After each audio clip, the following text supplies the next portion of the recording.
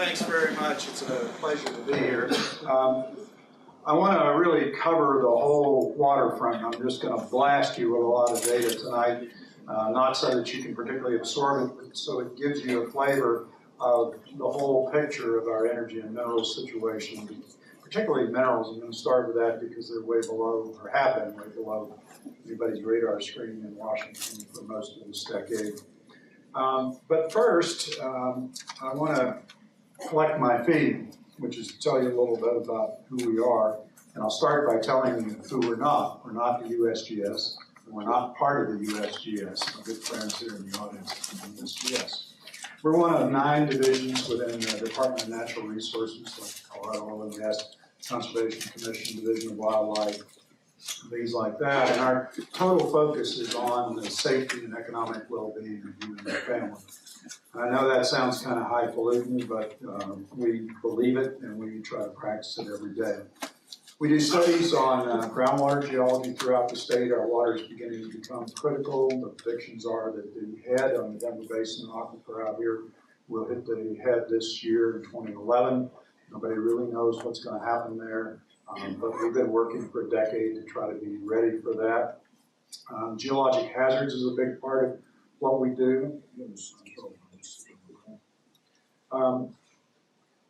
We review geologic reports done for new developments in unincorporated parts of the state, and prior to the housing collapse, we were doing about 500 of those a year, visiting each one of them on site and returning a report to the county within 3 weeks. We also study geologic hazards statewide so that we can understand better where and how they occur, and also how to better mitigate them. We also operate the Colorado Avalanche Information Center, which keeps them safe on the highways during this season and also during the backcountry. We offer safety classes on avalanches to over 5,000 people each year. We try to educate in a variety of ways. I counted up within the first 5 years of this century, we had offered assistance to 20 different state agencies, ranging from the Attorney General to the state parks and CDOT, of course. And then we're charged to promote mineral and energy resources in the state. And as part of that, we put out this report every year on the mineral and energy situation in the state. It's full of data. It's about 50 pages long. And anything you need to know, you can find in that publication. It's free online, or you can buy a hard copy. In this report, you'll find that the revenues that are generated by the mineral and energy sector of our economy in this state, up until about 15 years ago, was about $2 billion a year. And it's much, much more than that because prices were down in 2009 and 2010. We're down from the over $16 billion that we had in 2008, but we're on the way back up now as prices and just to put it in perspective with a couple of other important segments of our economy, it's about 50% more than tourism, and it generates nearly double the revenues that agriculture does in the state of Colorado. And that's divided up this way for our sector. Coal is a little over $1 billion, and natural gas is about $7 billion of that $11.6 billion. And oil is a little under $2 billion. The minerals are $1.5 billion. About $1 billion of that is molybdenum, $200 million is gold, and the rest of it is pretty much sand and gravel.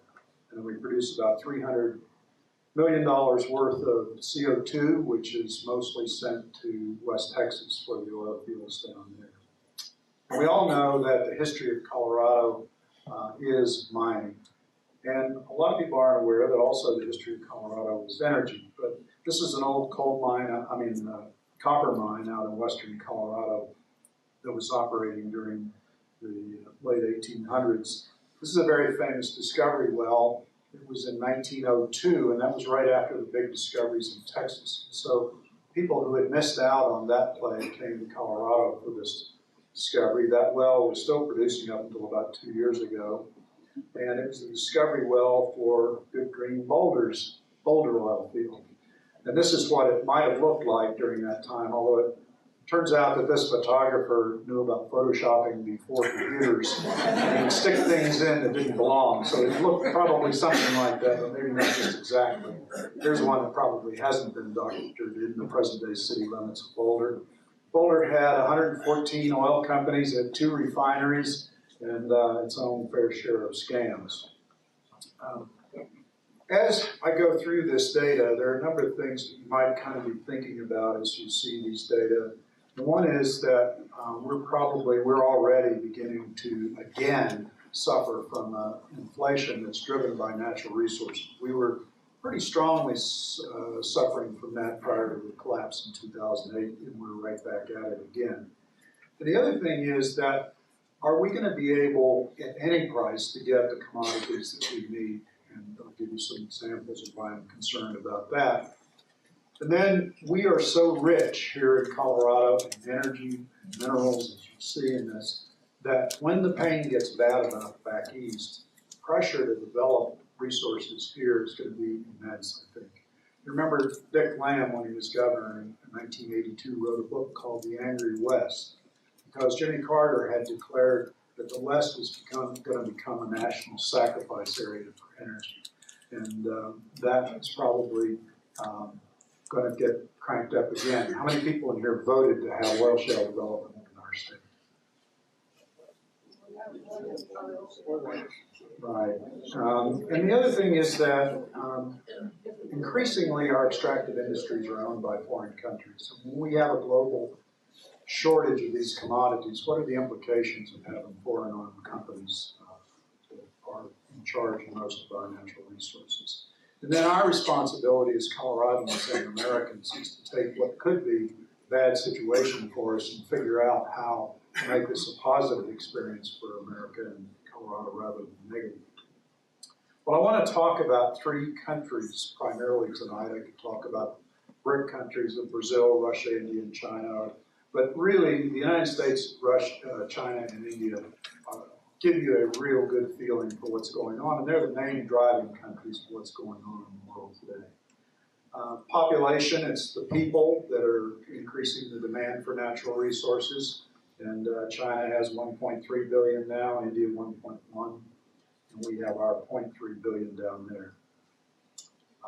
Land area, China and the U.S. both have about 10 million square miles, and what we call the subcontinent of India is only about a third that size. The GDP, we're still the big elephant on the block, but China's been increasing. They had a 4-year run where they averaged 10.4% growth per year and didn't vary more than 0.5%. It's incredibly robust and incredibly strong. And India is coming along also.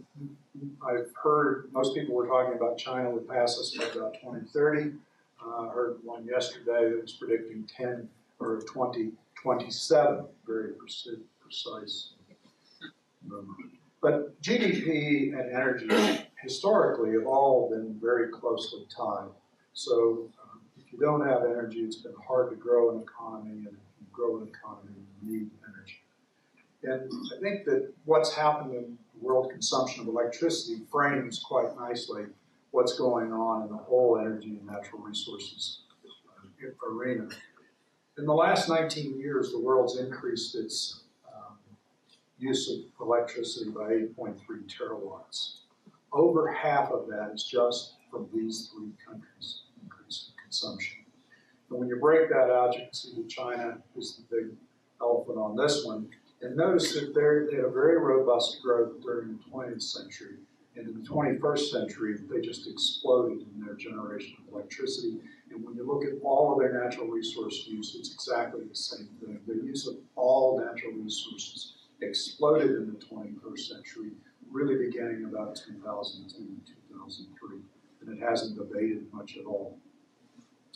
And one of the things that we can't forget about that other 44% of the world, they're all increasing their consumption of natural resources and electricity in this case. And most of their people want that American dream that we've all lived on borrowed money for a long time.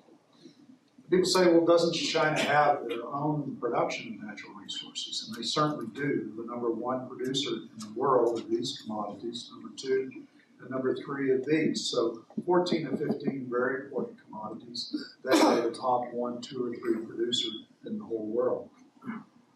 So if we go to action screen.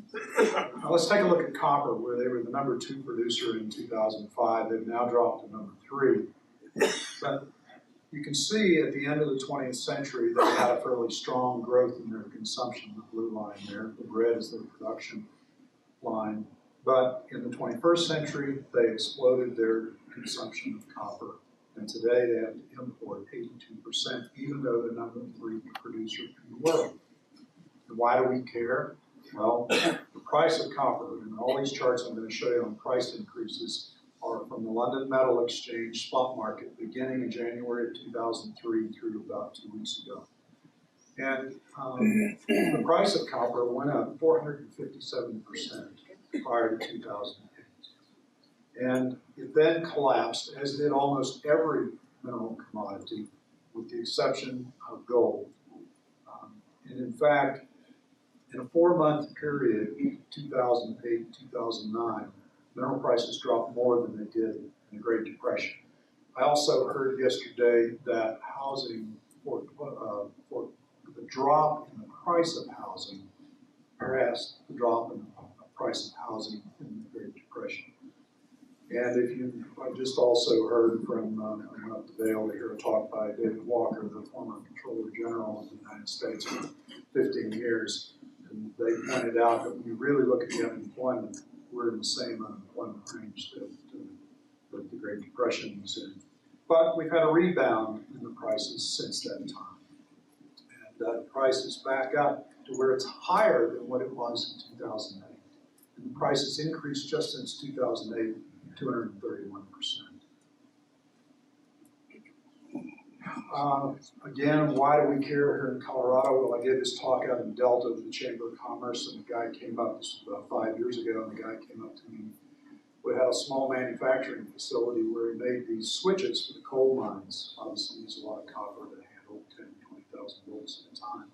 And he explained to me how difficult it was to run his business with these tremendous price increases and swings. We've all heard about the copper thefts, foreclosed homes getting stripped. 2,000 pounds of copper stolen from 2 substations in North Denver. We got a little incident of justice down in Pueblo last fall, a year ago. If you've been to Home Depot to buy a copper pipe or copper wiring, the price is out of sight. That old copper mine from the 1800s in western Colorado has been drilled out lately, and I heard a talk today about the assessment of that, and they're hoping to mine that with new modern technology. And this is an astounding number to me that I heard last fall at the School of Mines from an Australian expert on the copper industry. And keep this in mind, because you're going to hear another commodity that has a similar story of that 50% all mined in the last 25 years. If we look at iron ore, where they're the number 1 producer in the world, not number 2 or number 3, they did not have to import too much of it, although they were pretty strong importing again until the end of the 20th century, and then they exploded very quickly within several years, became the number 1 importer of iron ore in the world, as well as the number 1 producer of iron ore in the world. And it's because of steel. And their consumption of finished steel is just astronomical. Their building that's going on, and they supply most of the steel for us, as well as many other parts of the world. And their consumption of during this time period of about 25 years have 20 years, 30 years. Somebody must be an engineer in the audience and subtract 87 from 2000. Increased 8 times over in a very robust growth. And if you look at India down here, it doesn't look very impressive until you take a look and see that they're right where China was only 15 years ago. So once they get, and you notice that their curve is starting up, it can be pretty dramatic. And the price of scrap steel, and I was out in western Colorado, I couldn't believe what the guy was telling me about what he was getting for scrap steel, and went back and looked at the price of that up. And it's true. It dropped, obviously, as most other things did with the economic collapse here that has rebounded again.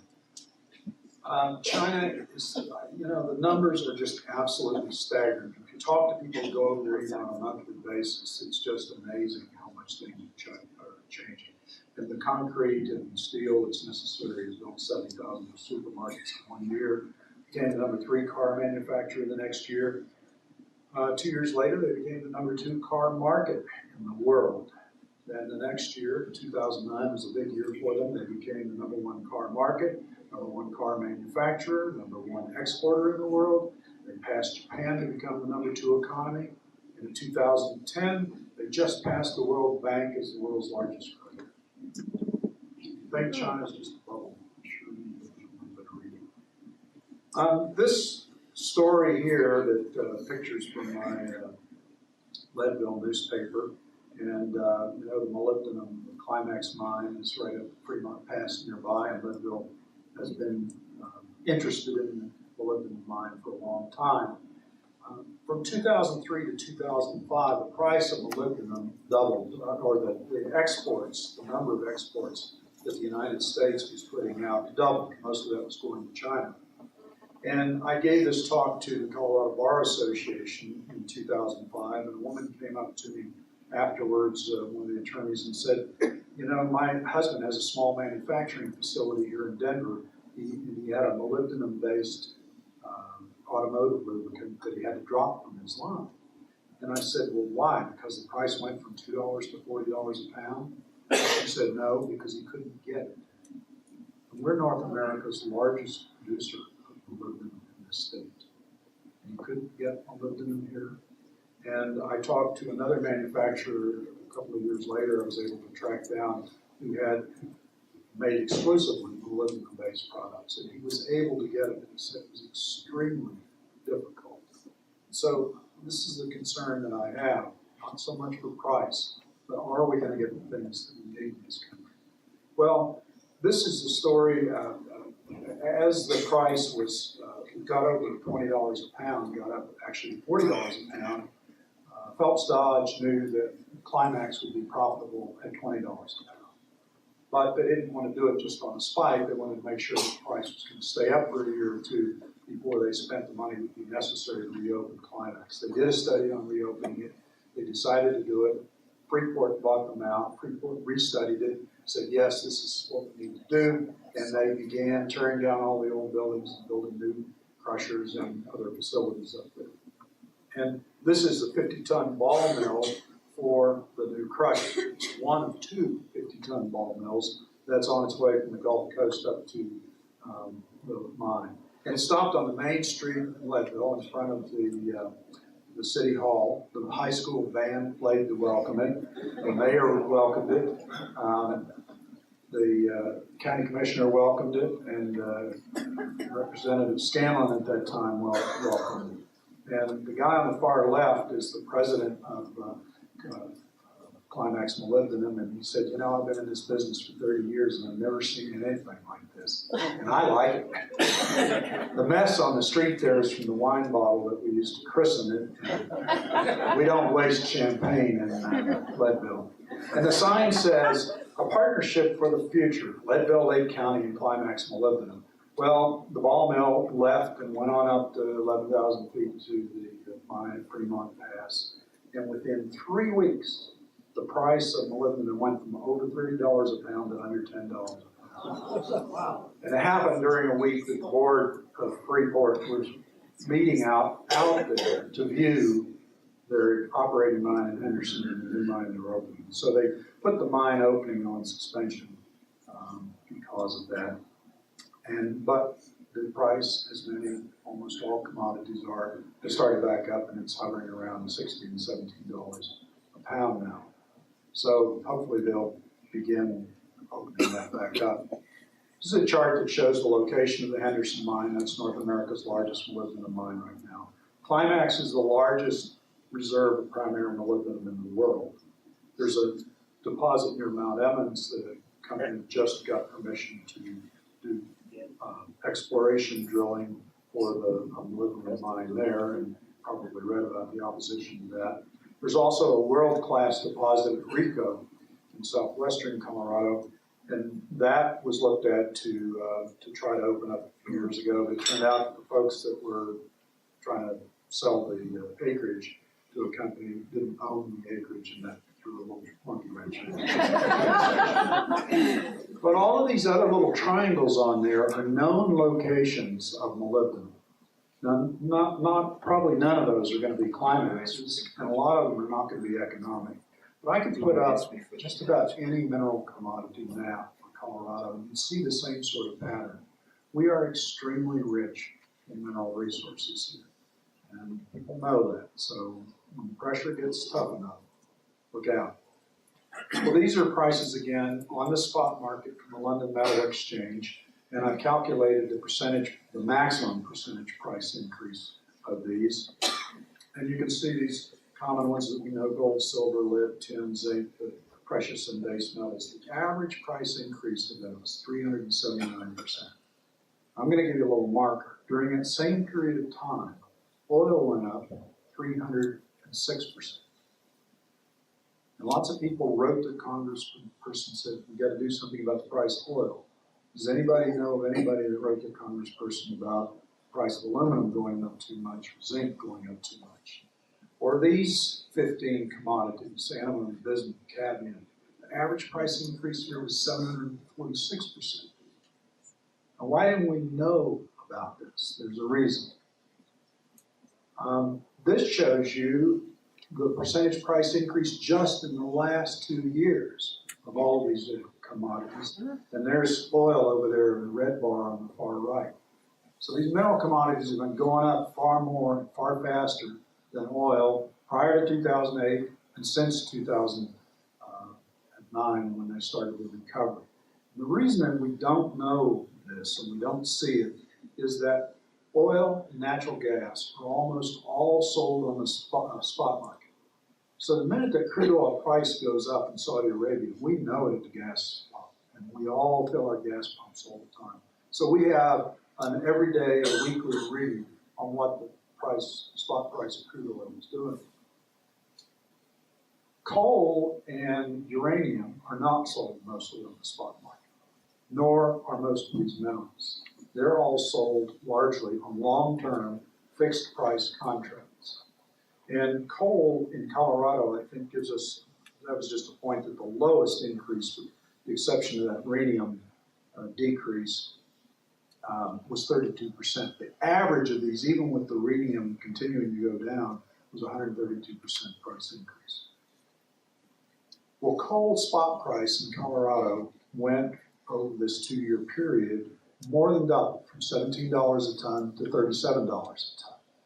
But when the spot price was $37 a ton in 2005, the average price of coal sold in Colorado was only $24.45 a ton, because most of that is sold on long-term fixed price contracts. In the spot market is telling you when those contracts expire, you're going to pay more to renew them.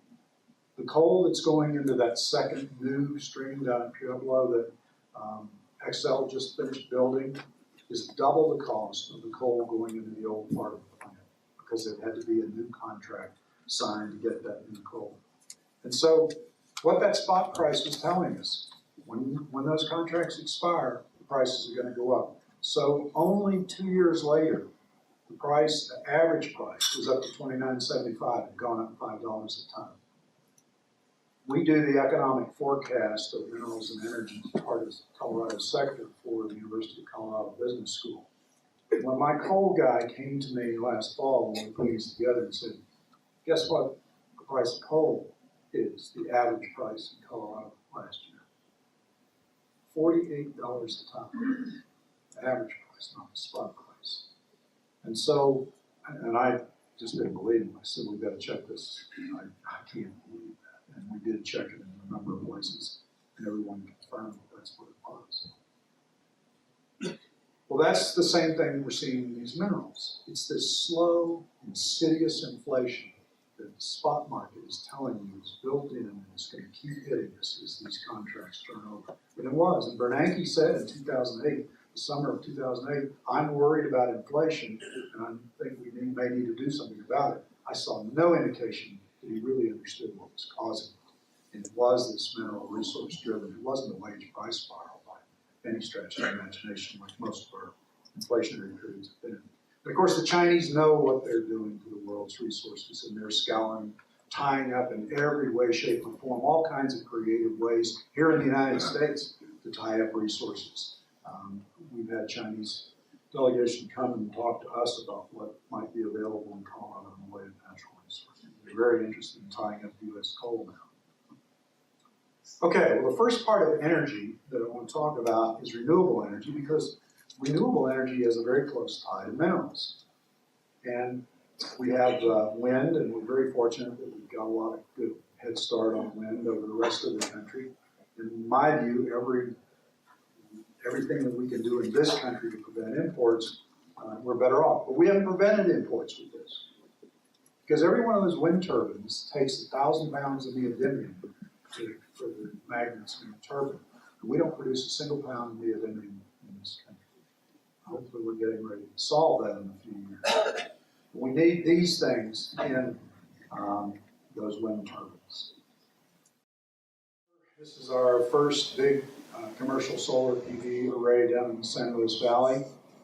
Depending on what type of solar PV technology you're using, you might have any one of these mineral commodities here. And these are some other mineral commodities that are used in a variety of alternative technology, and we have to import over 50% of every single one of them. And most of them, it's 100%. And let's talk about the REEs, because it's rare earth chic time in the media right now. They've suddenly waked up to the existence of rare earths. And they are a series of 15 elements that many times the one on each side of them are thrown in with them. And so they're usually called 17. They have such wonderful names that we remember from high school chemistry as presidium, cerium, lanthanum, neodymium, samarium, and gadolinium. These are some of the ways that they look. Here's a list of some of those 17. And the reason I picked these is because they're necessary to make this thing that people love to drive, to show people how green they are. Japan is just touted as the largest rare earth object in the world, and Japan was actually having to smuggle rare earths out of China in 2007, and probably 2008 and 2009, but I know 2007 they were. And it's used in these, but the big part is in that engine where they need the neodymium. The neodymium is the key component of good permanent magnets, whether it's earphones for your iPod or anything that's got a magnet in it, you need neodymium. Well, China just came over and visited our one rare earth mine, just as I did back in the 70s. They came in the 80s and visited it, and the folks were very kind and took them around and showed them all about Mountain Pass rare earth mine out in California. And China looked at that, and they set a long-range strategy that we're going to become the Saudi Arabia of rare earths. And so they began flooding the market with cheap rare earths. And you can see how the decision was made here. You can see how their production grew and grew. And eventually, you can see that the U.S. wedge is getting less and less.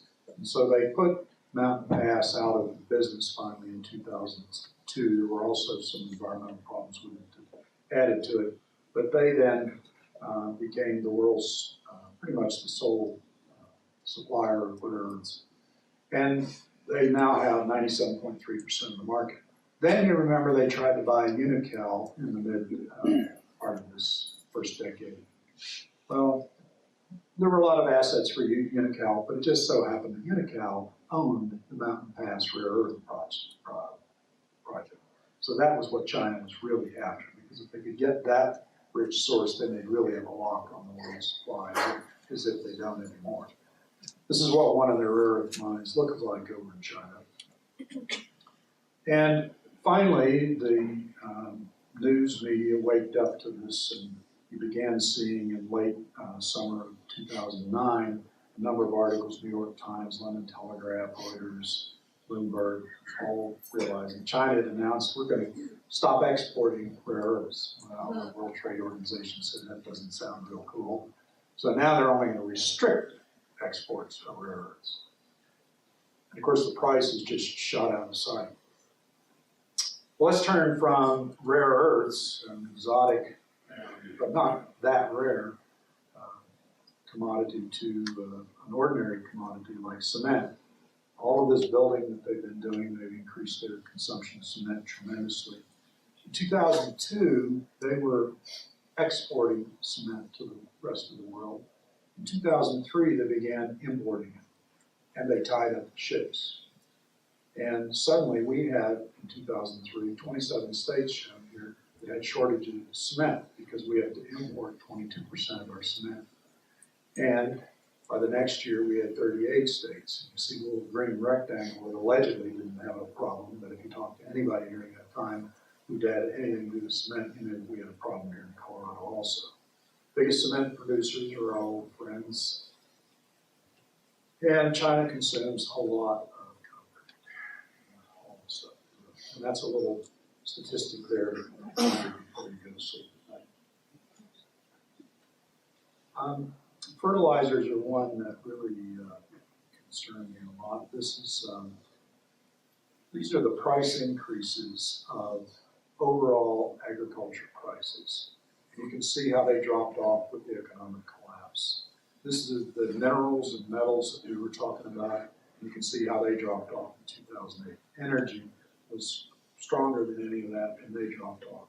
Fertilizers were far higher than any of those, and they didn't drop off with the economic collapse. And the people who've been looking at this are very worried about fertilizers worldwide. We've got some shortages right now.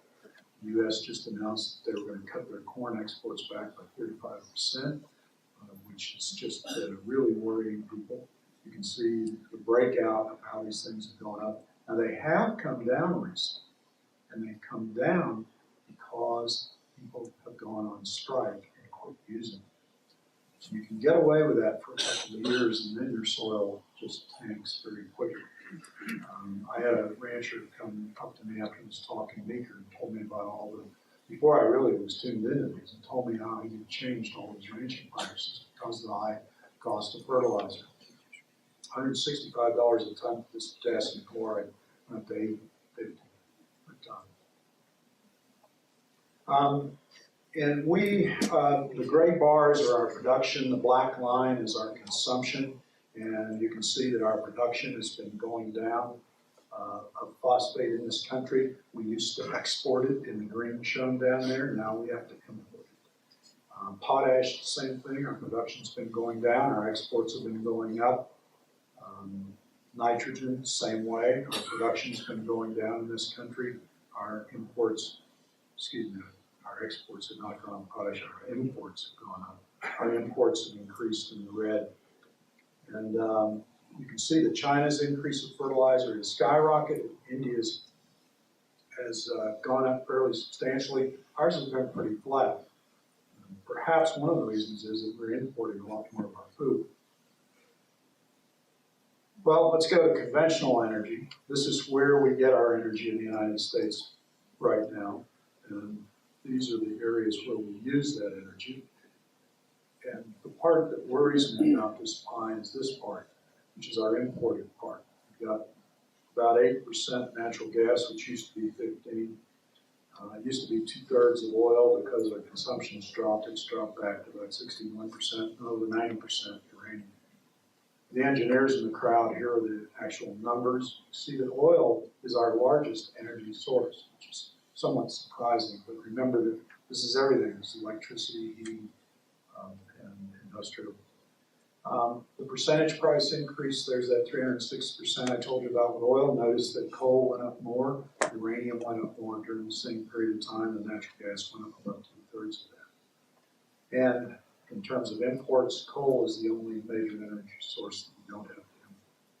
And I sort of view this as my reality check chart because 93% of the energy that we use in this country comes from those four conventional sources that we've always got energy from. And only 7% comes from what we call renewables. And of those, hydroelectric and biomass are by far the majority of those. And hydro has been decreasing in this country because of environmental restrictions relative to the dams that generate the power. And so that segment has been reducing. Well, let's turn to dirty old coal. A lot of people think about coal as a 19th century fuel. It's not. It's a 20th and 21st century fuel. The world is increasing its use of it. China is certainly increasing their use of it, and they rightfully get bad press for that. But interestingly, China is the leader in the world in renewables, by far. Renewables, yes. Up until December of 2006, China produced all the coal that they needed. So their consumption and their production were in balance. In December 2006, they began importing for the first time. And you can see here that this is the imports and exports, and you can see the net, the imports are more than the exports. So that was the first time that they really had to bring it in. So going 2006 into 2007, and you can see that they really increased their imports recently. And this is the price, spot price of Appalachian, Central Appalachian coal. When China began importing coal, the price was $38 a ton. It went to $140 a ton. There was metallurgical grade coal from West Virginia sold into China for $240 a ton. And of course, with the economic collapse, it collapsed the price, but you can see that it's already increased considerably since that time. And they're planning to use a lot more. Actually, these little cartoons are the only two predictions in there, because I don't do predictions, because I know how foolish predictions are. India likes coal. They have to import a little of it. We liked coal, but in the last 3 years, our consumption's decreased because we've taken 127 proposed new coal plants off the table since 2007. And we don't have to import it yet. Together, these two countries consume and produce 60% of the coal in the world. And where the coal reserves are, we have the largest reserves in the world. Russia's second, and China is third. In Colorado here, our production increased up to 2005, but it's been decreasing since that time. Problems in the mines, the mine has shut down, doesn't want to really get any more contracts because they want to get out of the business here. Nuclear is a lot favored of a lot of people because it has a low carbon footprint. It's an unfavorite of other people because it has nuclear. Excuse me, nuclear. China likes nuclear, they're increasing. India likes nuclear. They both want a lot more. And India is busily building 17 new reactors. The U.S., our last plant came on in 1996 and was permitted in the 70s. And I usually give a quiz, but since this is such a astute audience, I know you know the answers. And since that time, has the generation of nuclear power in the United States increased, decreased, or has it remained flat? And I've given this test enough to know that I can tell you what the percentages are. 95% of people would say the same thing I did. It's either decreased or stayed flat. And indeed, it has gone up, not decreased or stayed flat. When I first saw that graph, I couldn't believe it. I said, why wouldn't I know this? Why don't we know this? Why is this the best kept secret in the United States? And everybody thinks France is the largest generator of nuclear power because they get 70 or 80% from nuclear. But we forget they're a tiny, inconsequential little country in all ways. I usually get a standing ovation. We are the largest generator of nuclear power in the world by far. We're double the number 2 country and triple the number 3 country. Okay, so we have 436 plants to generate all this electricity, 55 around the world under construction, and lots of other countries want it because it is low carbon footprint, and it also has a little bit more security, I think, than oil or natural gas. And Europe's been cut off from natural gas by Russia, so they're a little goosey right now on natural gas. The 436 plants that are in existence use about 180 million pounds of uranium a year. but we only produce about 80 to 100 million.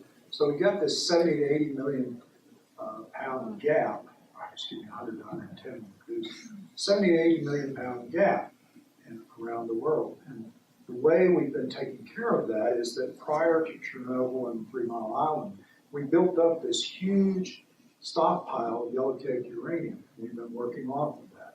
And we also have been converting nuclear weapons, both Russian and US, and we've been working that off. The weapons are about converted, the stockpile's about gone, and the market knows it. So whereas for a couple of decades we were running at $10 a pound for the price of uranium, it shot up to about $139 in the summer of 2008. It has dropped back to where it's only about 5 times what it was for a couple of decades, 50 or 40 bucks, and now it's up, last time it was $67 a pound on the spot market, and contracts are higher than that. And these are the areas of Colorado where uranium has historically been mined or talked about being mined, and many of these today are being talked about being mined again. Oil, that's the one that we go to war over, and China likes oil, increasing their consumption fairly regularly. They're up over half of that has to be imported now. India has to import about 3/4 of their oil, and we are down now since our consumption has turned down. We only have to import 61%, rather than 67% imported in 2008.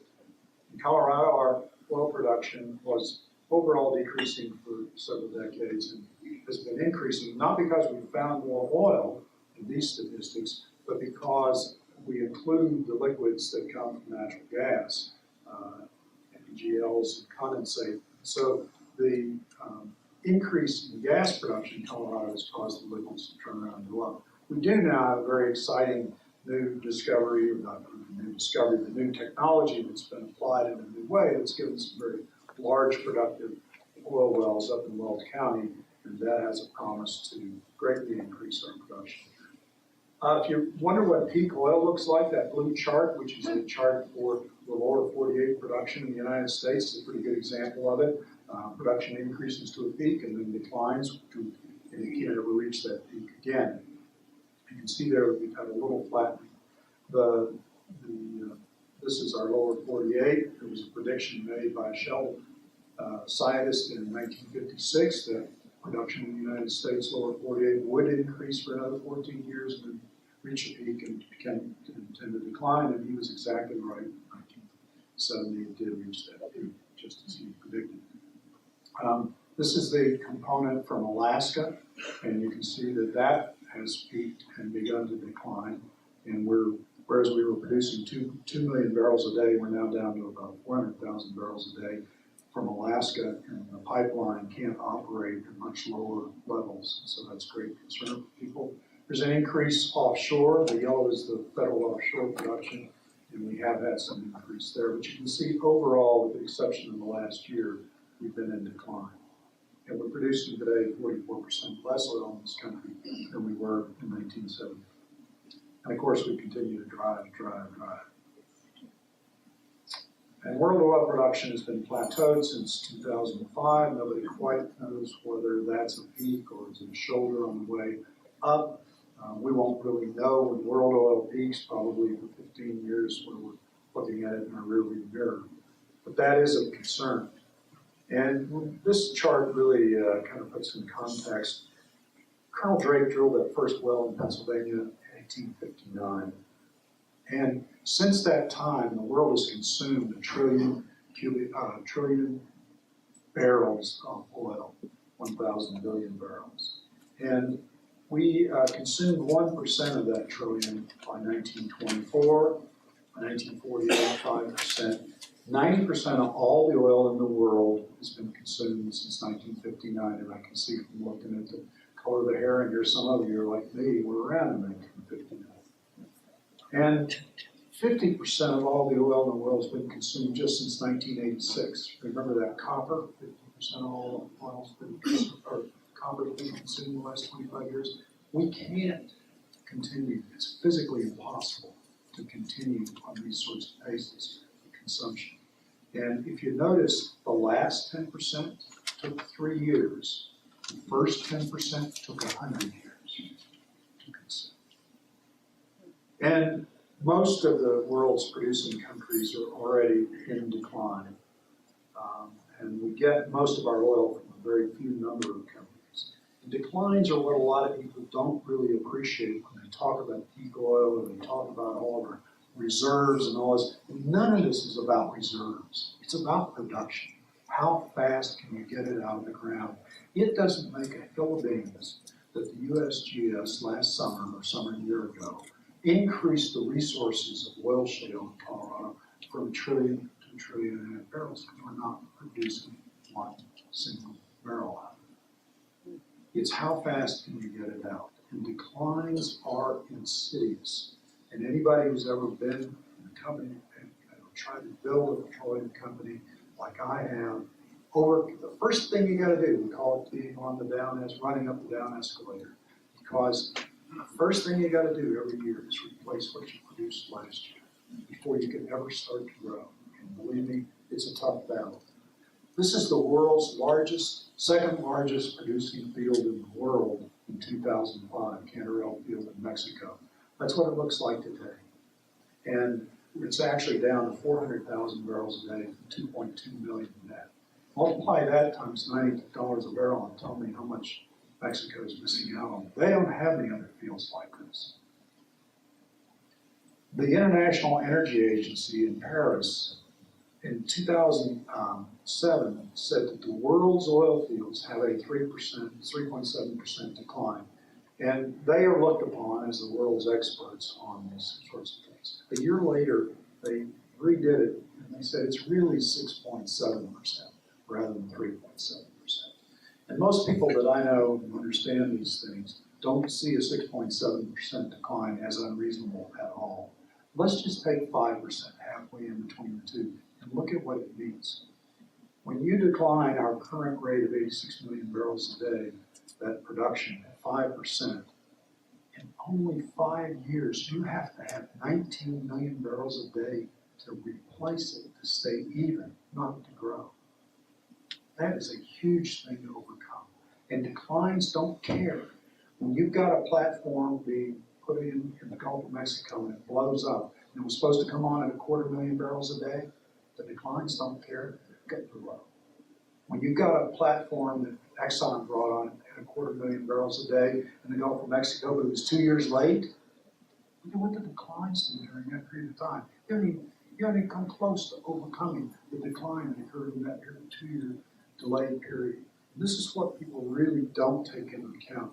And I'd like to build for you just the world's oil production curve, country by country. And we'll start with the USA that you saw peaked in 1970. And today, we're 44% less and declining, going down. We'll add 4 other major producers in the world that are all in decline. And that, those 5 countries, ours and the other 4, as a group peaked in 1997 and then went into decline. 45 other small producers that are in decline. They peaked as a group in 2000 and have been declining ever since.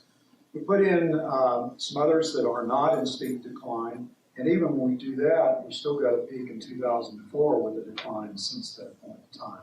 So we've got 61 of the 65 producing countries. We put in Qatar and Angola, and it's only then that we're flat since 2004 in terms of our production. We put the Saudis in on top of that. They actually declined 600,000 barrels a day, but because they invested $50 billion in getting their production up, we'll call it flat instead of a decline. And it's only when you put the former Soviet Union production on that you get a slight increase in the last 4 or 5 years. Now, we have people who are telling us that world oil production is not going to peak until after 2030, and it will peak at 50% more than what we're producing today. Now, I'm not going to make any predictions. That's the data. You can make your own conclusions from it. I have a hard time understanding where on earth that would come from. And remember the declines. In only 5 years, we need 19 million barrels a day more just to keep that flat. And of course, it's not just about production. Because China's going around and tying up things So the production that's in the world is getting tougher and tougher for people to get. And remember, their imports are increasing constantly. India's imports are increasing constantly. And there's another thing. Here is Indonesia. They were exporting oil just about 20 years ago. And they were exporting 1 million barrels of oil back in 1990. Today, they're importing 200,000 barrels of oil per day. So there's a swing of 1.2 million barrels of oil that used to be in the market for China, India, and us to fight over, to get. It's no longer in the market. And UK is exactly the same as this. As they increase their production and their consumption, as they increase their consumption and their production declines, their exports drop much, much more rapidly. And of course, the price has driven up, dropped in 2008, along with most other commodities, but it's already rebounded, and we're up in the high 90s now. And of course, that makes people think about oil shale again, and we are the world's largest resource of oil shale. There's Rifle located squares of 6 miles on the side. This is the thickest, richest oil shale anywhere in the world by far. When you talk about oil shale resources in the world, you're talking about our state. Okay, natural gas. We think we figured out this thing. We've got this clean burning natural gas, and it's the greatest thing since sliced bread. We have this little secret. We're going to run our economy on natural gas. And guess what? The rest of the world has discovered this also. And you can see that they've been increasing their production rather dramatically. China likes natural gas, and they don't have to import too much of it right now. India likes natural gas. They have to import a little bit, and this is our consumption picture. We declined because we shut in schools and we shut in factories because we didn't have the natural gas to supply them back in the 70s. People thought natural gas was unreliable, and they did everything we could to get off of it. I went to 11 in the 80s when we had excess gas, we had low gas prices. Sound familiar? Like today. And we had natural gas cars, and natural gas buses, and natural gas trucks, and we talked about we can get rid of all those nasty coal-fired power plants, fuel with natural gas, and it worked. The city consumption went up into the 90s. And there was just one little problem. We didn't have the gas to fuel those natural gas-fired power plants. And Colorado's production has been going up really for up until 2008. The only basin in the United States that was increasing gas production was the Rockies. Colorado had played a very big role in that. So, we look on this as our silver bullet. Boone Pickens says, let's convert our cars to this. People say, well, let's use it to back up wind and solar for their intermittency. Well, let's go to natural gas instead of nuclear. Get rid of those nuclear plants. Let's get rid of all those coal-fired power plants and go to natural gas. And at least half of us still heat our homes with natural gas and kind of like it to heat our homes. We've only gotten back to the production levels of where we were in 1973, just within the last year. And the price has been going up. The average price delivered to residential for a couple for 2 decades was $6 an MCF, and it's now over $12 an MCF for the last 4 or 5 years. Is that helping our economy?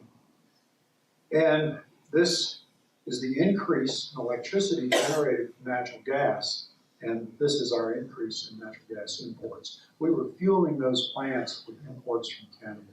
70% of the natural gas burned in gas generation was from Canada.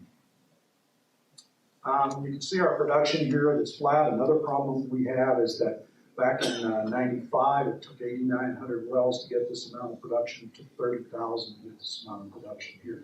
One of my friends a few years ago told me, about 5 years ago, when he first tipped me off to this, he said he was working at Piceance Basin in western Colorado, and he said, Vince, our dirty little secret is that we have to drill more and more wells just to stay flat. I don't read that in the Bible post. And a report a couple of years ago by IHS, big international company that keeps all kinds of data worldwide, showed these data that in 1 decade, you had the average reserves per well had dropped to about a third of what they were in 1998. And remember, it's not about reserves, it's about production. And average production was much lower in the Rocky Mountains than it had been before. the wells that we're drilling are worse and worse kind of stuff. And the real thing that's a problem, don't forget about trying to figure this dog's breakfast out, but there's one important thing on here that talks about how much of the gas we get has been drilled, and you see 60% of it's been drilled in the last 4 years to provide our gas. But back in the early 90s, the underlying decline rate for the natural gas fields in the United States was 16 and 17%.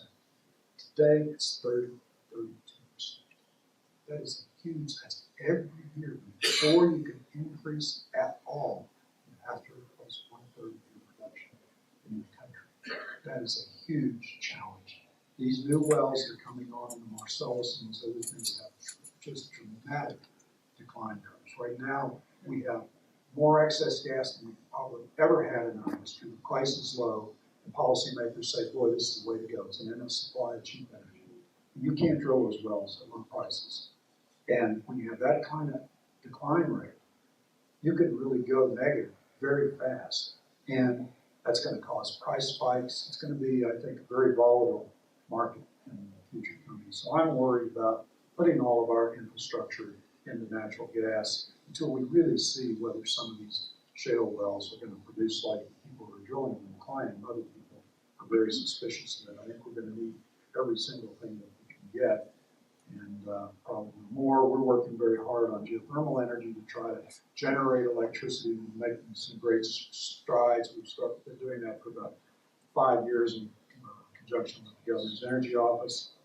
We have direct use of geothermal now, hot springs that do swimming pools in Glenwood or grow alligators in San Luis Valley or 40 buildings in Pagosa Springs and on and on. But you have to have hot water to do that. Most places don't. You have to have hot water to do electric generation. We get some incredibly exciting things going on there. We still haven't succeeded yet. And I think one of the most underappreciated things we have in this country is geo-exchange heat pumps. You don't need hot. You just need 55-degree ambient temperature. You drill a well vertically, or you can do a loop in your yard. And they put this in at the governor's mansion a few years ago. It saved 70% in energy bills. They're just drilled the wells for the Capitol building now in their renovation to have this going in there. The folks, this is widespread out in western Colorado. The folks love it, not just from, when you talk to them, they don't necessarily talk about the money savings so much. They talk about how comfortable it is, how nice it is. Because you've got low fan that goes all the time, so you don't have the forced air coming to roar on. You got to go and turn up the TV. And when it goes off, it's too loud. You got to go turn it down again. After hearing that and then going back to my forced air, it really bugs me now. But they really love that. And China knows about this. As I mentioned, they're the largest, the most advanced and largest renewables in the world. They have, this is a 690-unit apartment complex, and they expect to save 30 to 40%. And it's both good in summer and winter for air conditioning. So here we are. We're depleting our natural resources of all sorts at an ever-increasing pace, and our demand continues growing, and we're running up that down escalator. And at the same time that our demand for energy is going up, we're trying to reduce our greenhouse gases. And it's really hard to make the math work here. It's just tough. So we're in a spot where I don't think we've ever been to. Well, I know we have never been in a spot like this before. And this is a quote from Tom Friedman's book, The World is Flat. And I think for up until a year ago, in terms particularly of minerals, I don't even think we knew that there was a game going on the field. I think we just stands talking amongst ourselves and drinking our drinks, and the rest of the other people in the world were playing the game. So, thanks very much. All right, thank you very much for such an uplifting presentation. You ought to hear my earthquake talk. My question is really minutia. In your third or fourth slide, you showed that Colorado exported $300 million of CO2. I wonder who's getting carbon dioxide from us? West Texas, for the tertiary recovery of the large oil fields in West Texas. There's a pipeline that takes it down there. Sort of ironic, you know, we're producing CO2 and we're selling it down there, and I've got an $11 million grant from the DOE to look at sequestering CO2 up in northwestern Colorado.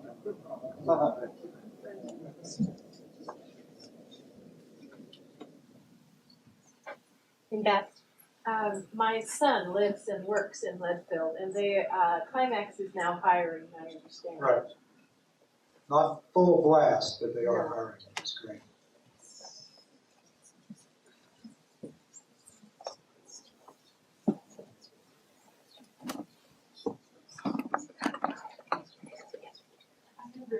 Single mommies are going on things where people see their stuff.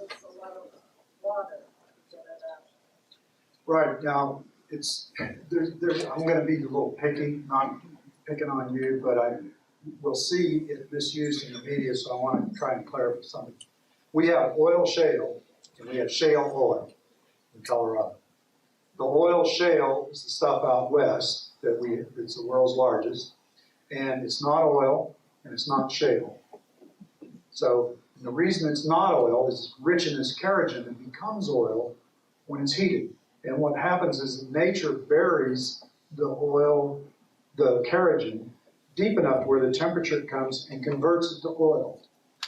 It was never buried deeply enough to do that out in the peons. So you've got to artificially heat it and convert it to oil, either in a retort at the surface or Shell and the other companies are trying to do it in place.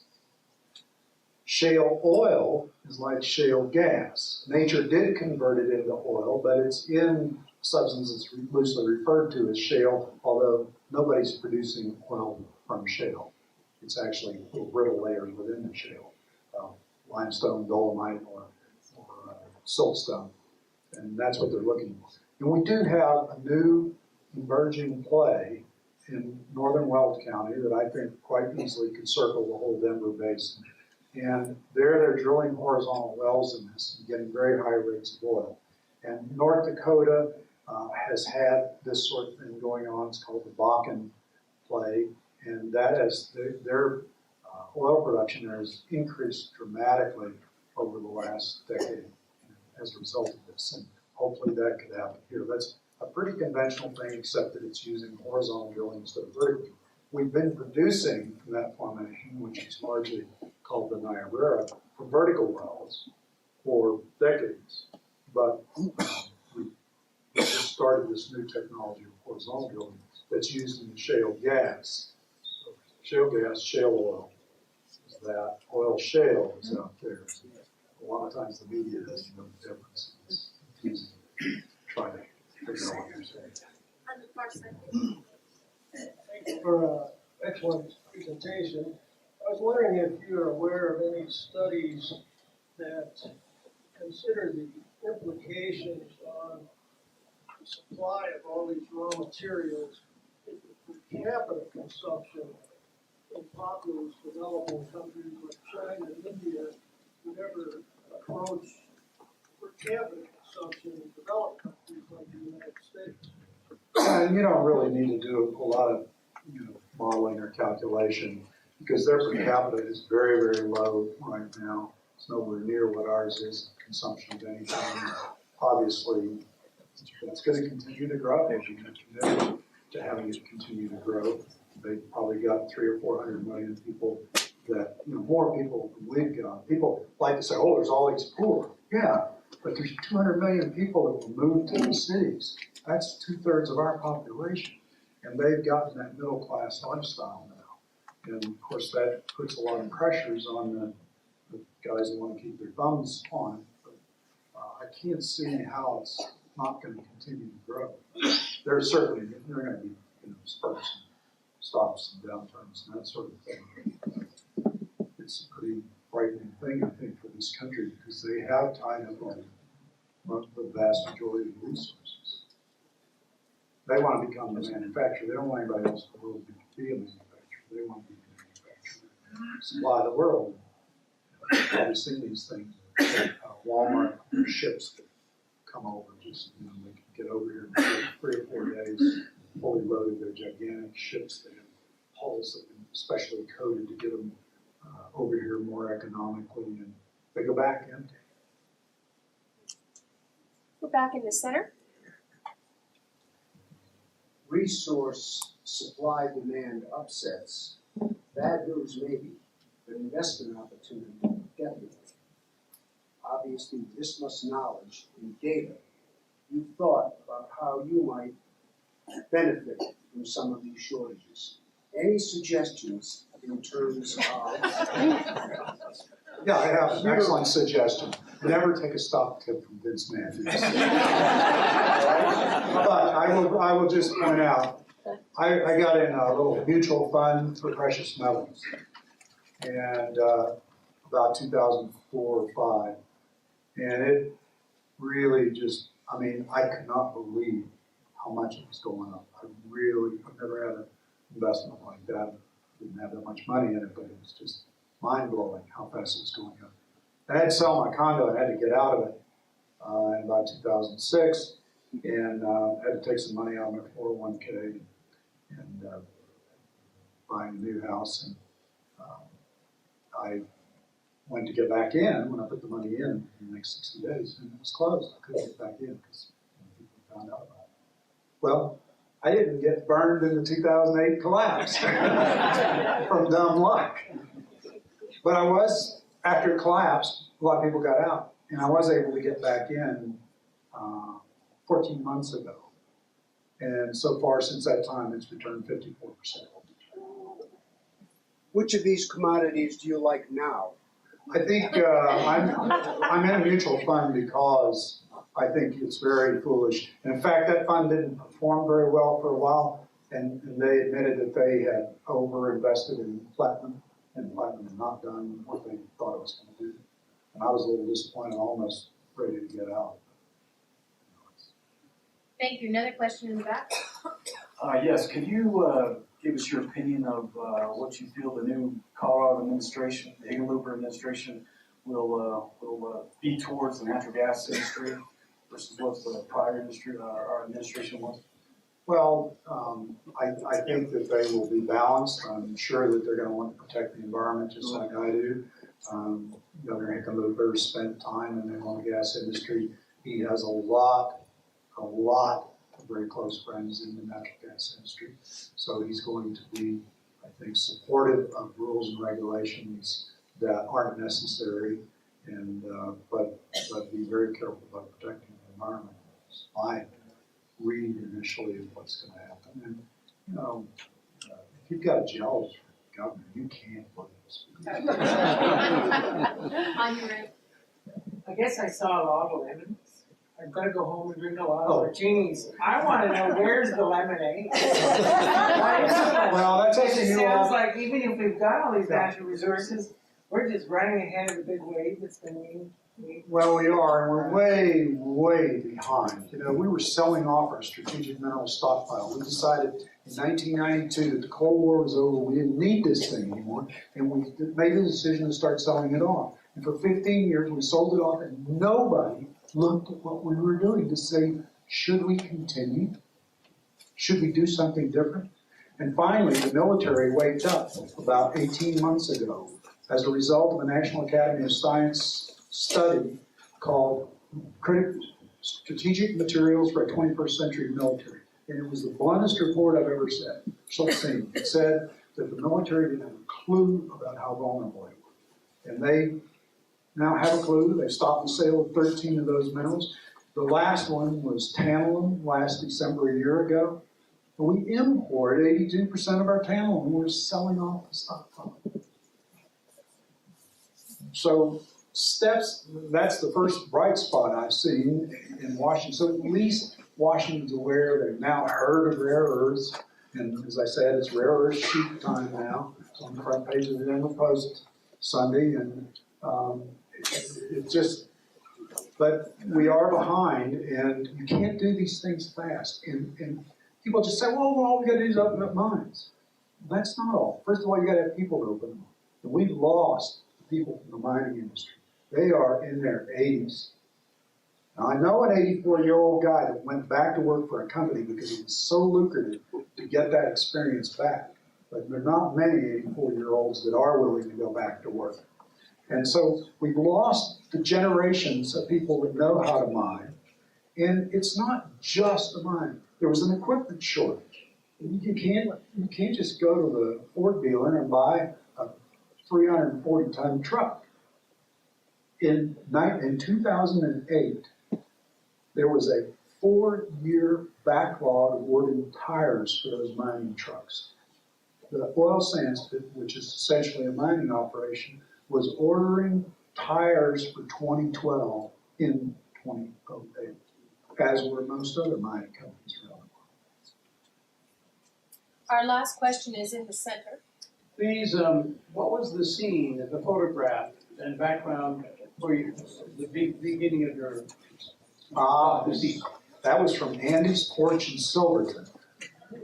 Looking out at the Grenadier and Needles Range, Pigeon and Turret peaks. Thank you. It's wonderful, isn't it? Thank you.